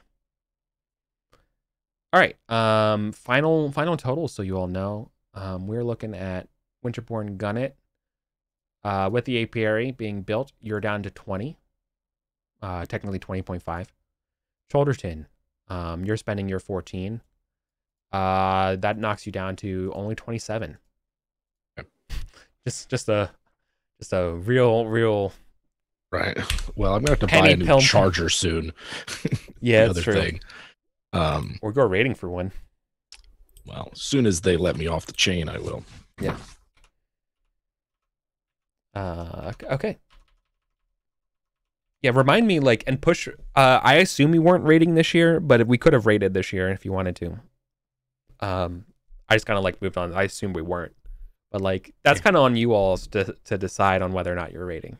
I assumed that Gorthrin is not yet his own man, and that his choice whether to raid or not is not his yet. Because otherwise he would have gone raiding. He probably talked a big game about it. Oh yeah. Yeah. I wish they would let me raid. Well, talking about big games, do you wish to marry? Because this is the time when we decide that. Let's do it. All right. Who all's on the table? Test fealty of your lord. No, you don't have to test fealty of your lord to gain permission. You have permission. You don't get to marry an ordinary woman because on the table here is are you marrying the Saxon princess? Yeah, if I can. Okay. Then that will be considered a daughter of a baron. So what that looks like to you, you won't be gaining the glory that you normally would because she's a Saxon. So you'll be gaining half the glory of this. So you'll be gaining only 125 glory instead of the 250 that goes along with marrying. She's not like a princess under the line, but she's like an eighthling. So she's sort of like basically like the version of Erwin or Gareth of Wessex, right? Like a small council member, like right hand man kind of person, his daughter. What's the dowry like? The dowry is you're looking at what would be the equivalent of the income of one manor, so 1 librum a year, but you're also going to roll a d6. Okay. So you're going to get an additional 1 income a year from this, in addition to 13 librum. Okay. And does the manor come with a knight? No. Okay. This guy, because they're sworn to Wessex. So. Sure. Do I roll for Glessig's marriage? No, because you don't get the dowry. No, I was thinking I would have to pay the dowry. Oh, I see. Right? Yeah, no, that actually makes a lot of sense. Yeah, so she needs to roll Loyalty of Lord, which is at 15. She is not happy. Or does this mean that she is not being permitted to marry? No, so she's not being permitted to marry. So Rufus steps in. Rufus steps in. Like even the bigger asshole. Yes, Holy exactly. shit. Because she is sworn to marry someone of King Nantelion instead, being like, Gareth, and I wish you were here, man. You can't actually do that. She's spoken for. So this is the first time Gareth hears about it too. Yeah, well, you were gone. Yeah, and I think that's how that works, right? And now, so she is being, she is still, she doesn't have a say in who she marries, but she is not marrying a Saxon. She is marrying, and Aeswyn gets to watch her father be a humongous hypocrite about being angry that she's being forced to marry someone from Wales instead of being forced to marry someone from Wessex. Mm-hmm. It's like, you were going to marry him off. Like, what's the problem, Dad? Fuck. Yep. Gareth getting it with both barrels. Oh. That really sucks. All right. Yeah. All right, then we're gonna test courtesy here. You're gonna roll a d20 for her base courtesy right now. 4. Okay. So now all right. Cool. So you're not getting anything from that. It's not a fumble. What is her, I'm sorry, we're doing like random marriage modifiers, so like I want to see if there's anything that should be added to this roll here or not. What's her courtesy? Her courtesy is 4. Right, I just rolled a 4. Yeah, so this was a courtesy roll for random marriage modifiers. So her courtesy isn't getting played into any additional of these factors. This isn't the final roll yet. Yeah, I know. There's a bunch of things like glory. Her courtesy skill is 4. Yes. Okay, so now I need to roll against the 4 to see if I get. Yes. Got it. Okay, yeah, fail. Okay. Sorry. Yeah, so it's not counting against. Okay. Yeah, I thought you were saying it was 4. I was like, I just crit then. Oh, yeah. Oh, I got you. Yeah. No. That's the, yes. I was trying to say that's a skill level. We got more rolls to go. Sorry. Yes. Okay. All right then. So that's not going to add anything to it. So now you're just going to roll a d20 plus. Is there a 1, random 2, 3, marriage chart for ladies? 4. Kung Fu Fenris says there's a random. No, I'm just chart. extrapolating the random marriage chart for the regular generic winter phase. Okay. And this will be just sort of like the male variant of who you end up marrying to someone in Inteliad. Mm-hmm. Is there one for book? I'm not gonna. If I'd known this was going to happen, I probably should open the Book of Entourage. But instead, I'm just going to revert this winter phase ones from females to males for this one. So go ahead and roll with a +8, d20 +8. Get 27, an heiress of a wealthy vassal knight. Almost a fucking baron. Yeah. All right. So you don't have she doesn't have the manors to give. So you're gonna have to give but you are giving money then. Yeah. 1d6 plus 2 per year. Yeah. So the way I'm gonna do this is but this makes sense, right? You're marrying off to again to like the Irwin slash Gareth level tier of the game of people playing Pendragon that's happening over in Intelliad, right? Yeah. So they're marrying someone with like at least 6,000 glory, probably like a war hero from this year, to be honest. Gareth feels like shit. Yeah. So typically the dowry would be a manor. So for this level is 2 manors and 1d6. So like it doesn't make sense that you would give over these 2 manors though, because that's like a widow's dowry. No, but the Right. income though. Yeah, that would make sense. The income. Well, hold on. We're jumping through hoops to try and justify not taking manors away from me when this is exactly how feudalism works. I think I lose 2 manors, Eric.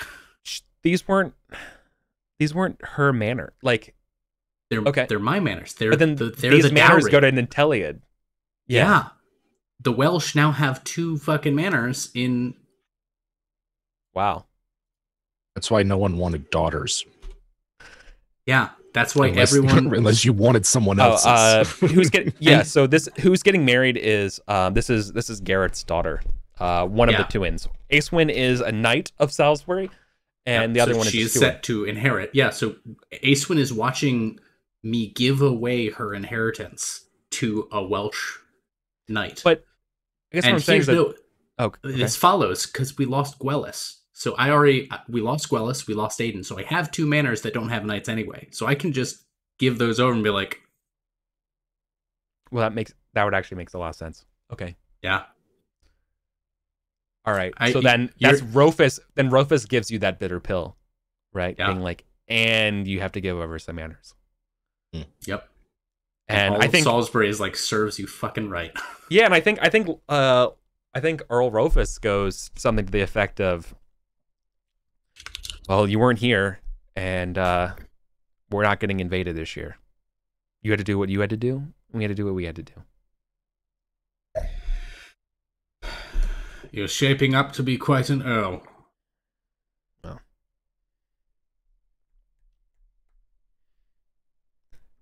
Fuck. I don't want. I don't want. Rufus and 5. God, you don't think? Look, and I think Earl Rufus is going to say, I'm not. You guys aren't the only ones getting married. And no, Gareth knew the score. He's getting married to the daughter of Nantellian, which means Cornwall is pretty pissed. But they're probably not going to attack. But who knows? Rufus has turned me into a liar there. That sucks. Yeah, Rufus is throwing more weight to Nantellian. He thinks he has the guts. Okay. It's like, look, if someone can negotiate a deal with the fucking stubborn asshats in Malahut, then they have a good chance.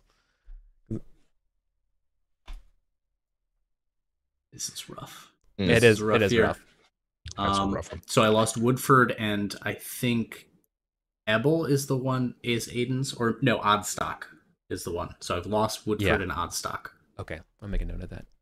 So you are losing Woodford and Oddstock.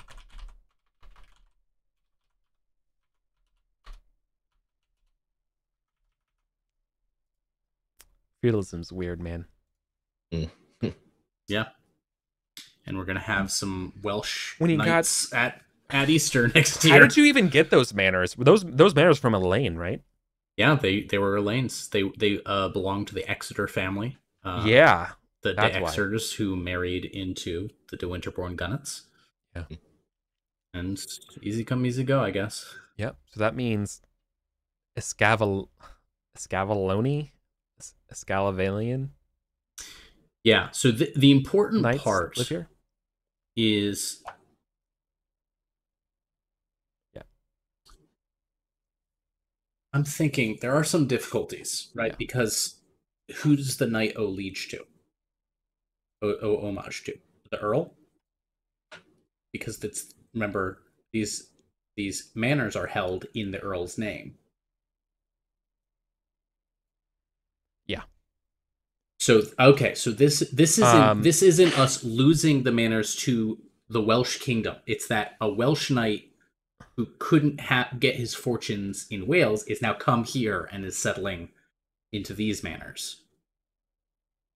Otherwise, we've just created a double bind of a knight now owes fealty to the earl and the king. Yep. Right, but it's not impossible for the king of Wales to be like, here's one of my dudes. He doesn't have any property here. He's now your man, but he gets your manors. Yeah. So okay. All right. So that means now then Escavalonian knights are going to be in Salisbury. Is what that means. Yeah. Yeah. They are in terms of homage, they are the Earl's men, right? Salisbury has not lost manners. I have lost manners. Yeah. Right. Yeah. And they default That's the to the important Earl, part. basically. Yep. That fucking sucks, dude. Yeah. No, but that also makes sense that also makes sense of why the Earl would make this deal in the first place. Because the Earl isn't losing manors. All he's getting are knights from Escavalon. And those knights owe him fealty. Yeah. And so it's like this is a win-win for him. But Oof. he certainly feels apologetic to you, but I mean, it doesn't go. It's the game's the game. Yeah, you know what I mean? Gotta let him play. Yeah. Yeah, man. What's his name? Snot Boogie? Is that Snot Boogie? Yeah, Snot Boogie. It's America, man. It's America, man. Gotta let him play. Yeah. So sometimes it'd be like that. Right, and this would be a good way for King Nantilad to discharge himself of social obligations that he doesn't have the manners or resources to fulfill. Yeah. Right? It's like, look, I'd give you a manor, but I don't have them. But tell you what, I release you of your oath, go to the Earl of Salisbury, marry this lady, and suddenly you have a manor and a fortune to follow through. Nice. I love the idea that these are some up-and-coming knights that like scored their glory and their stakes in the battle last summer too.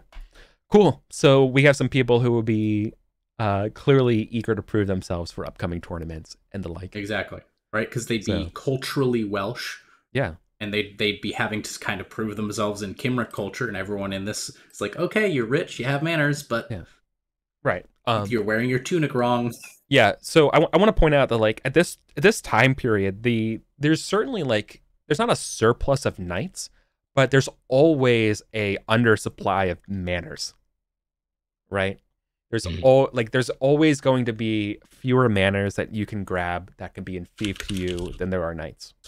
It's part of the way the feudal system works. It's like how they keep you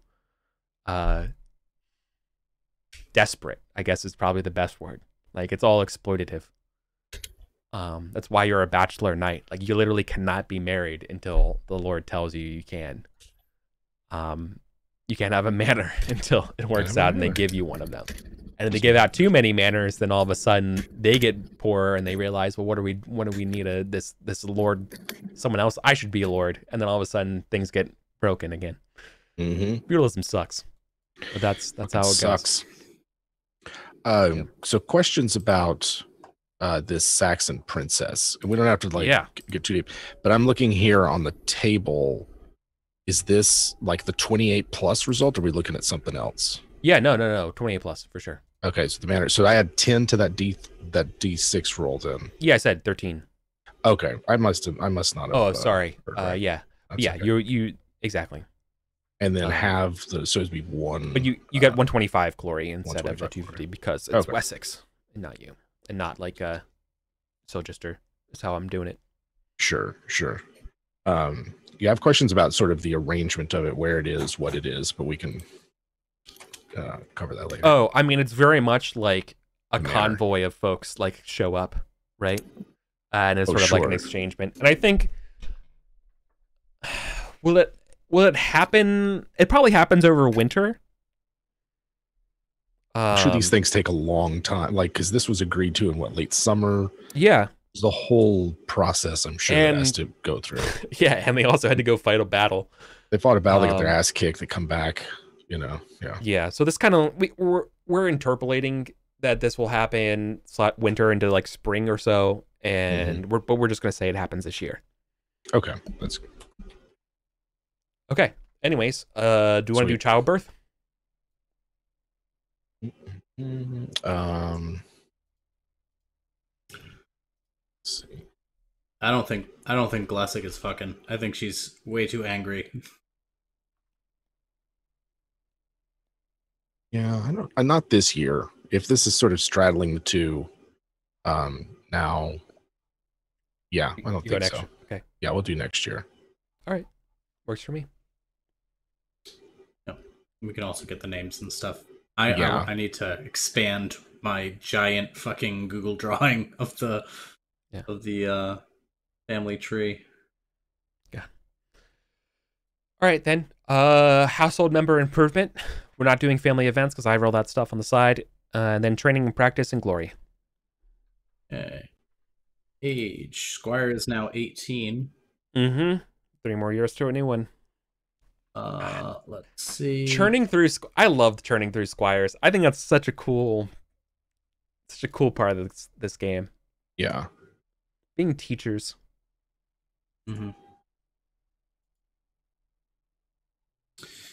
I think.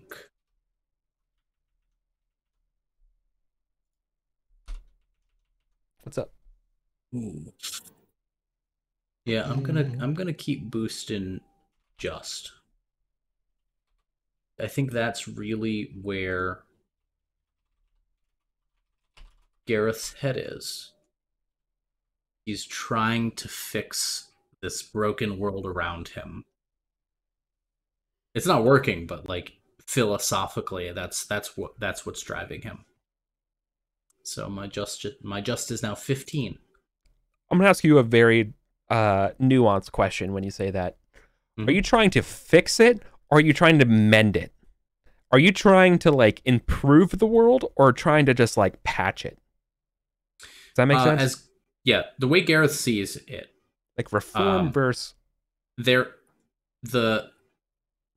king is the land and the land is the king. Salisbury suffers because there is a yawning absence.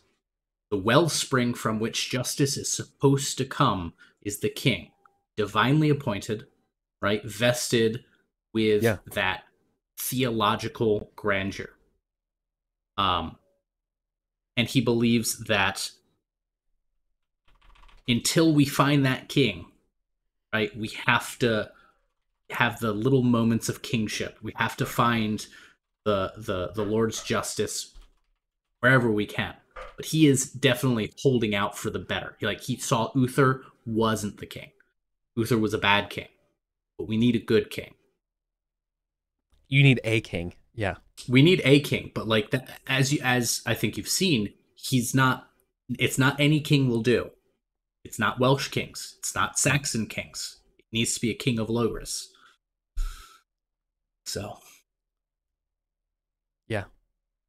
Yeah. Vord 99 in chat's like, Kurdic is the closest thing to that, to a rifle king. I don't know. Maybe. That's an opinion. Kurdic comes from the Vortigern side, right? He does. And obviously he's out. Now, Idris has... So the thing that I'm failing to remember is whether or not Idris has Brittany or if Wessex has Brittany, which is like the part of France at this point. If Kurdic is descended from those knights who fled to Brittany, that's right. Kurdic. Okay, then it would be Kurdic. Right, because it's Brittany, the Britons landed there. Yeah. And they're not... They're definitely better than like the Angles when it comes to integrating. They're the best Saxons, but they're Saxons. Yeah. They're great Saxons. They're Saxons that Gareth is like, I'd have dinner with you. Yeah. I'll treat you like knights, but you're not knights. Saxons. Yeah. I still think the part where I know we need to keep going through the training and practice and stuff like that. But like, I mean, I did mine, so. Okay.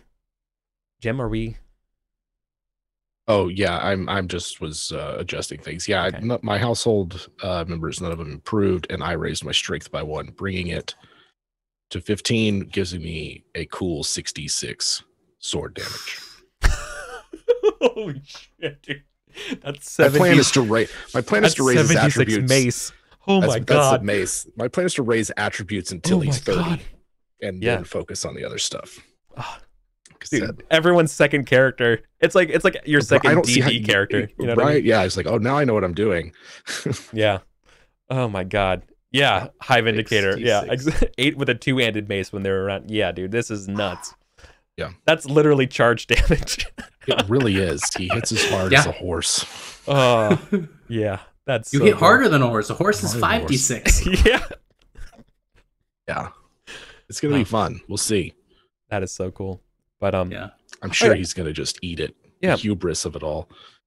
we need to do a recap episode relatively soon. Yeah. But I wouldn't mind that. we're gonna. I mean, once we're kind of getting kind of close to Boy King, so that's it's gonna be coming up for that, and the new era recap. But like, If Gareth, damn, dude. Gareth sees the Boy King, he's Yeah. gonna die happy. Well, you as a person is going to be elated when you see Sir Kay. So like, Oh yeah, oh yeah. I know Sir Kay is somewhere in there. Sir, he's literally his brother, Gawain, right? yeah. Like, yeah, he has to. Sir, there's another one that is in the same time period. He's the father of. Hector. I think Hector's he's the Hector. dad. Yeah, Hector's the dad of Sir Kay. yeah. Sir Kay. So. I- Yeah. Fantastic. I did the math. I was telling Jim earlier. I did the math. As of right now, as of the end of 505, there's like 90 round table knights total, and about 2/3 of them are alive now, scattered across England. I mean, they're all like 8 years old, but they're around. That's true. Some of them are old, right? Arthur. I mean, obviously Hector has to be old as hell, being Arthur's surrogate dad. But yeah. There's a bunch of stuff going on right now. But I just wanted to point out, and the big thing I was trying to get to was, I thought the scene way back when you were with the Saxons and we had that Saxon day, when like Aeswin was like, dude, we can't be friends. It's like, I don't know. That still was so good to me. I think about that scene a lot, of just how, turn up prisoner to prince, to envoy, dealing with you all, you getting screwed over out of glory, and just being like, look, man, world's changing. We can't be friends. Our little that was some real little Fox and the Hound shit right there. Yeah, very much so. All right. You can't MP4 little if you yeah, okay, dude. Mark. It's true. It's true. It's all real. Okay. Glory. Annual glory. Jim's going for the chivalry bonus and the religious bonus. Yeah, it's healing rate, which is that's pretty good choice.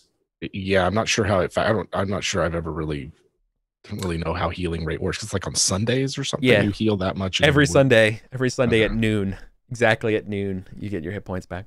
Okay. Just like real life. It's rarely come up because we tend to only have maybe one-offs. 2 big fights. Yeah. And so if we get fucked up enough in the first one, we almost always miss the second one. Yeah. Right. It's only happened a few times where it's mattered, like the St. Albans fight, or like a couple of things where it's like your injuries are way too severe that your healing rate means you're out of this fight. Yeah. So okay. Honest. God raised Healing rate is a first aid value. Lustful, proud. Yeah, okay. Let's go. He's getting there. I like these virtues. They're very conducive to just a PC. Awesome. Anyone want to spend anything on conspicuous consumption? Not this year. Thought I just did. I spent 2 fucking manors. Yeah. Okay. Yeah, fair enough. Yeah, no, let's see. Gorthrin's end glory is 1262. That's incredible. You're not even knighted yet. You have like more. Haven't- You have more glory than some folks, and you haven't even been knighted. That's why I don't mind that we have scenes between a squire and someone else, because like you're literally that popular that you would. Yeah, he's like maybe a squire of squires or something. I can see that. Marjorie's just 690 for me. What are you gonna do? You're gonna tell this the giant? this session, the only glory I've gotten was the traits and passions. So this year, You don't get any glory for being the envoy, like the diplomat. No, you should certainly gain. I'll give you 100 glory as being titled for Salisbury as marshal, but not for the envoy. Okay.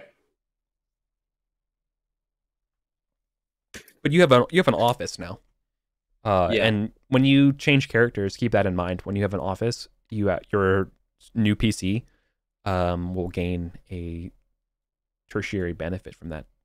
Mm-hmm. Yeah. Oh, You're 7690.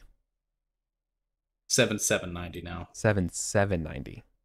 7790. Wow. Yeah. 8,000. You draw another card. That's all. That's all that Cards. matters, right? That's all that matters. You can really start racking it up. Yeah. Yeah. Okay. At the same time, more, and this is, I think it's got to be deliberate. More cards that I draw also mean more likelihood of host card. When you're that famous, the host tends to pay more attention to you. Mm-hmm. That's a nice little touch. Yeah, and that assumes that you're going to make it that long. We have. This is not to like go super into it, but it's going to be a turbulent year or years till the Boy King. Okay, I'm sure. I believe it. We're approaching the area of Arthuriana where I think I know a little bit more than the Uther period. I think coming up, I know the general gist of what's going to happen when that young boy pulls the sword from the stone. Yeah, exactly. And just remember, once the Boy King comes around, it's mired in a lot of people not recognizing him as the king, and so there's a lot of stuff that goes on from there. Okay. Yeah, it's someone, I forgot where it was, like kind of like doing that internet thing where they get very upset about how other people have fun, but they couldn't understand the appeal of playing through something like the Arthuriana cycle. Specifically when you like know ahead of time what's going to happen, and the game generally doesn't deviate that far from the events, you know? Like it's I think it would be a very weird game if Arthur didn't draw the sword from the stone. You know? Yeah. Right? And so there's some people who are like, well, why would you even want it? It's like, because that's not the appeal isn't necessarily me always having agency. It's getting to like be there, to get on the ground floor and have my character in the background CGI'd in by George Lucas later, you know? It's Rosencrantz and Guildenstern. Essentially, Yes. We're not that's okay. It's okay that we're not Arthur. Yeah. Right, like that's not who we're playing. But we're playing one of the countless other people that are alive and participating this time. It'd be like playing Dune and being mad that you're not an Atreides. Right. Or that you're not Paul. Yeah, you're Atreides, not. Sorry, yeah. You know? Yeah. And what we're doing is I think I'm one of Gurney Halleck's friends. Like it doesn't matter. I'm giving texture. By living in it, we're giving it a texture that it doesn't have, because if you read Mallory, it's not like it's realism. You don't feel the human people in there. You feel the emblems. You feel the emotional tent poles. Yeah. Plus, we're adding our own little brick to Arthuriana, even if just for the three of us and whoever watches. It's like, I don't know what Eric, what you're saying, call it fanfic of the medieval period, maybe. Yeah. It's we're a part of the Arthur cinematic universe this way. Yeah. That's how that's what we're doing. Yeah, we're just part of the cinematic universe. Right. And cool. Yeah, and exactly. And it's not like any of this is real to begin with. So, you know, true. Tweaking it and changing it is fine. I feel everything about this is just, like if you were rich enough back then in like the 12th century to 15th century, you know what? You could have paid to have your own little like OC into the Arthurian universe. You know what I mean? Yeah. Like it'd have been fine. And then we would be talking about how it's canonical. Like it's just BS to begin with. But like right now, a lot of the stuff about the Anarchy period and like all this stuff is not really it has nothing to do with Arthur right now. Like we're all just playing like this was just feudalism simulator, right? Yeah, I think So, that's going we to get a be little a bit of everything. real interesting thing to see, because up until now, there's a wizard. Maybe there's been some weird stuff, Yeah. but it has been a feudalism simulator for the most part, which I like. I Yeah. dig it. Yeah, I think we all super dig it.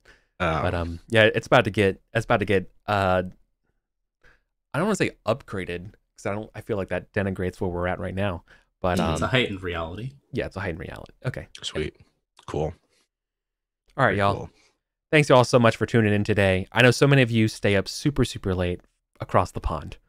We had to a come watch this. huge It's audience incredible. tonight. We Yeah, had y'all like are 40 people. We Yeah, had y'all are great. 43 people. What? Sweet.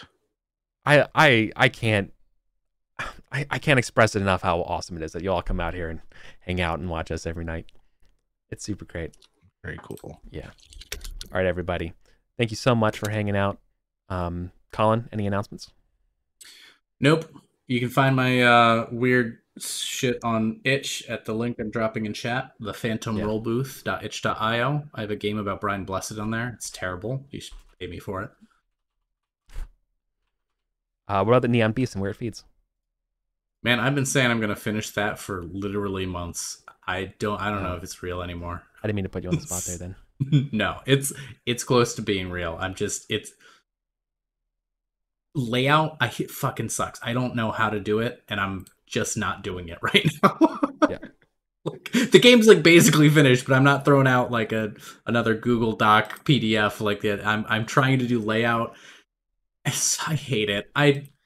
People out there who do it for a living, you're wrong. No, it shouldn't.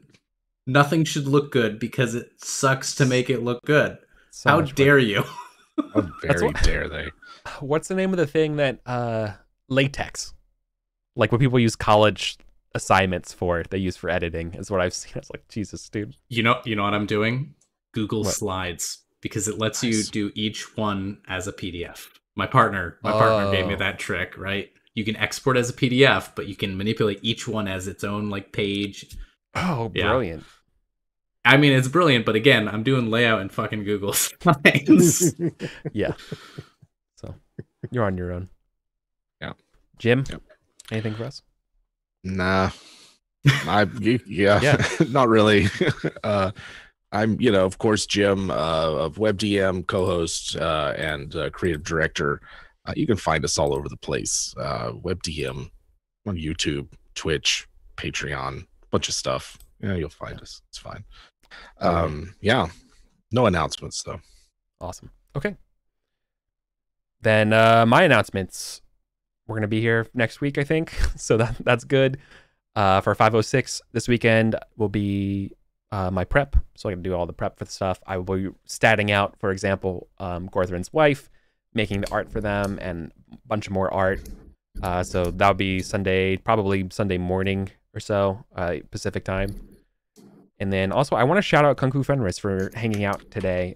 Kung Fu Fenris is also a GM of Pendragon, has been writing up their chronicles of their own stuff on the Chaosium forums. And so if you want to read through an actual play of another person's Pendragon game, definitely check them out. They've also helped me out thinking about some things, from like a GM to GM level. It's very nice.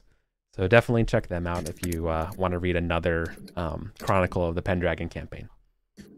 All right, and they're around the same level that we're at. I think they're like 500-ish.